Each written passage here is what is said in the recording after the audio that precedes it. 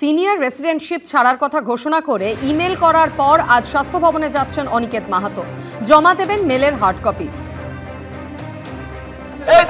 Supreme কোর্টের নির্দেশের পরেও সরকার তাকে পোস্টিং না দেওয়ায় সরকারি স্বাস্থ্য ব্যবস্থার সঙ্গে যুক্ত থাকতে চান না বলে ঘোষণা করেছেন আর.জি. কর কাণ্ডের প্রতিবাদে আন্দোলনকারী চিকিৎসকদের অন্যতম মুখ।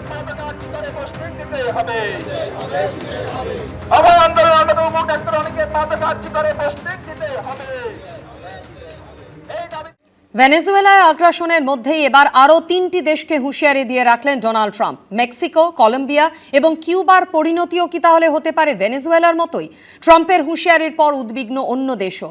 নিকোলাস মাদুরোকে বন্দী করার ঘটনায় বিশ্বজুড়ে সমালোচনার মুখে ডোনাল্ড ট্রাম্প। এদিকে আপাতত ভেনেজুয়েলার ভারপ্রাপ্ত প্রেসিডেন্ট হিসেবে দায়িত্ব সামলাবেন ভাইস প্রেসিডেন্ট ডেলসি রড্রিগেজ।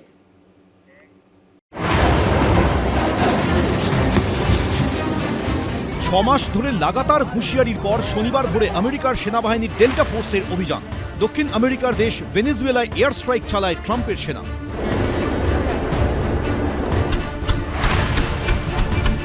সেখানকার প্রেসিডেন্ট নিকোলাস মাদুরো এবং তার স্ত্রী সিলিয়া মাদুরোকে বন্দী করে নিয়ে যাওয়া হয়েছে আমেরিকায়।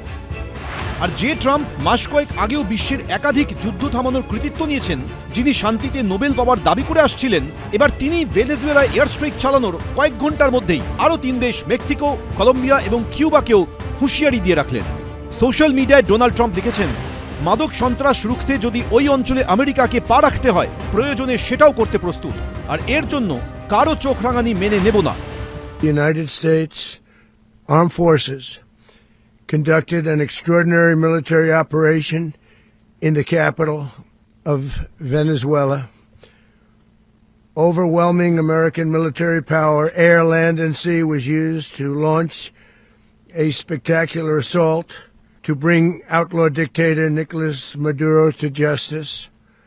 This was one of the most stunning, effective, and powerful displays of American military might and competence. বিশ্বের সবথেকে বেশি খনিজ তেলের ভান্ডার রয়েছে ভেনেজুয়েলায়, তাই আমেরিকার প্রেসিডেন্ট মুখে মাদক কারবার বন্ধের কথা বললেও লক্ষ্য কি আসলে তেলের ভান্ডার? কোনো দেশ কি অন্য কোনো রাষ্ট্রপ্রধানকে এভাবে বন্দী করতে পারে? মুখে শান্তির বার্তা দিলেও ট্রাম্প কি আখেরে বিশ্বকে আমেরিকার দাদাগিরি দেখালেন? এরকম অনেক প্রশ্ন উঠতে শুরু করেছে।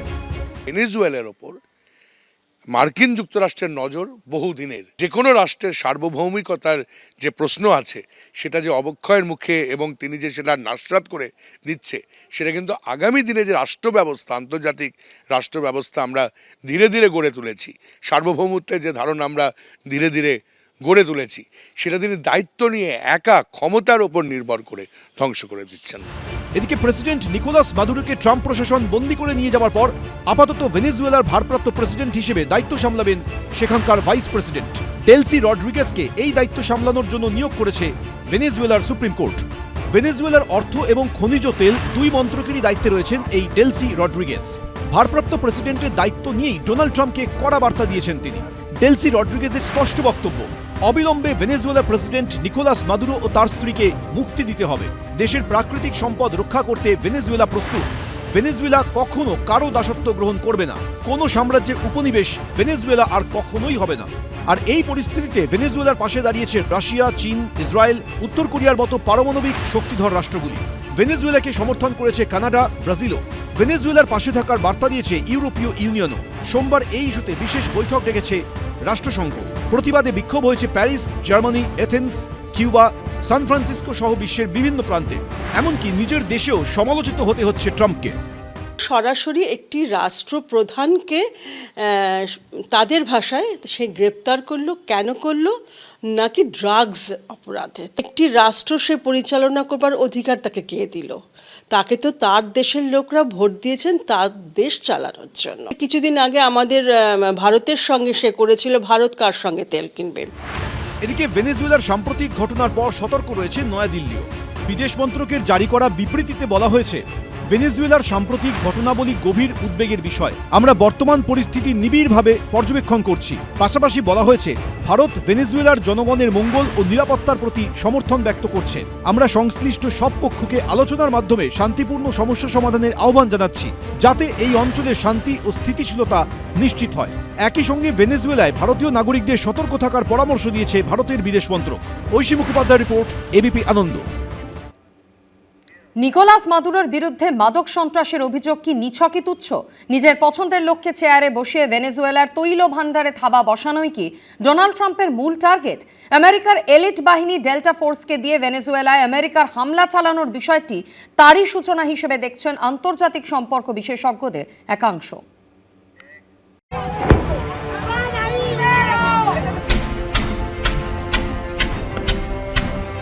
শুক্রবার মধ্যরাত থেকে অতর্কিতে হামলা, একাংশে আলো নিভিয়ে দিয়ে এয়ার স্ট্রাইক, ক্যারাকাসের এয়ার ডিফেন্স সিস্টেম অকেজো করে লক্ষ্যে হানা, জাহাজে আগুন ধরিয়ে দেওয়া। ভেনেজুয়েলার ওপর ট্রাম্পের আগ্রাসন পৌঁছে গেছে চূড়ান্ত পর্যায়ে। কিন্তু কিভাবে ভেনেজুয়েলার প্রেসিডেন্টের দুর্গসম প্রাসাদে অভিযান চালালো আমেরিকা? এখানেই তাদের কৃতিত্ব দেখিয়েছে ডেল্টা ফোর্স। আমেরিকার সময় অনুযায়ী শুক্রবার রাত 10:45 নাগাদ আমেরিকার সেনাবাহিনীকে এই অপারেশনের জন্য সবুজ সংকেত দেন ট্রাম্প। পাঠানো হয় 150-র বেশি এয়ারক্রাফট, যার মধ্যে ছিল bomber, fighter jet, surveillance plane, helicopter. পাঠানো হয় ড্রোনও। ভেনেজুয়েলার রাজধানী ক্যারাকাসের বিস্তীর্ণ এলাকার বিদ্যুৎ সরবরাহ বন্ধ করে দেয় আমেরিকা। এরপর মাদুরোর বাসভবনে ল্যান্ড করে হেলিকপ্টার। মাঝরাতে একেবারে ঘরের ভেতরে ঢুকে বিছানা থেকে তুলে নিয়ে আসা হয় নিকোলাস মাদুরো ও তার স্ত্রীকে।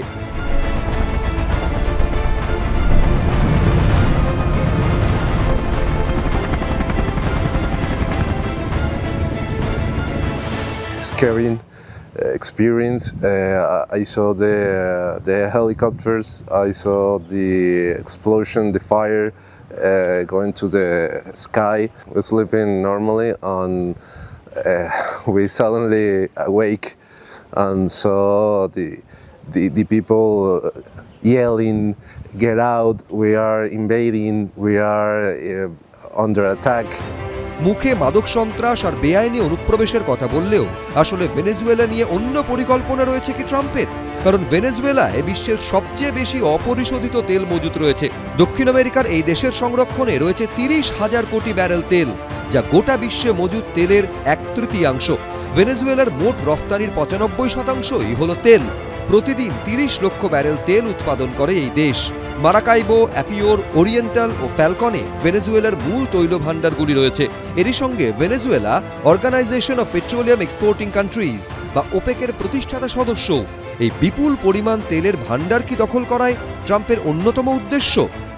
Maduro and Flores have been indicted in the Southern District of New York.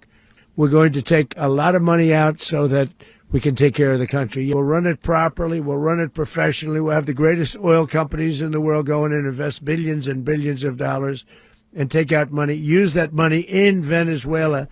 And the biggest beneficiary are going to be the people of Venezuela. কিন্তু আমেরিকা কোন অধিকারে অন্য একটা দেশকে চালাবে? আদতে কি ভেনেজুয়েলার তেলের ভাণ্ডারগুলি দখল করাই উদ্দেশ্য?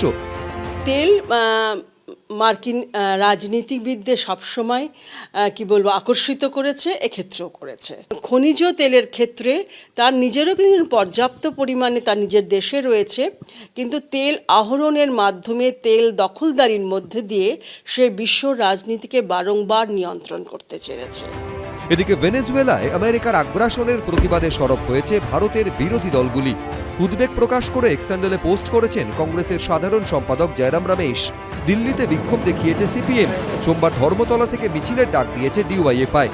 নির্বাচিত সরকার তাদের এই রকম একজন প্রধানকে অপর একটি দেশ এসে এই রকম বন্দি করে নিয়ে চলে যাচ্ছে, এই ঘটনার আমরা তীব্র নিন্দা জানাচ্ছি।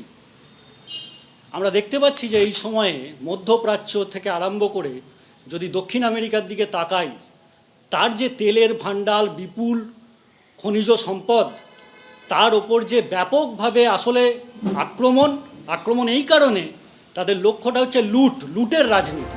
ছবির মতো সুন্দর ভেনেজুয়েলাতেই এবার বিনা মেঘে বজ্রপাতের মতো পড়ল ট্রাম্পের আগ্রাসন। ঐশী মুখোপাধ্যায়, সৌমিত্র রায়ের রিপোর্ট, এবিপি আনন্দ। এবিপি আনন্দ এগিয়ে থাকে, এগিয়ে রাখে।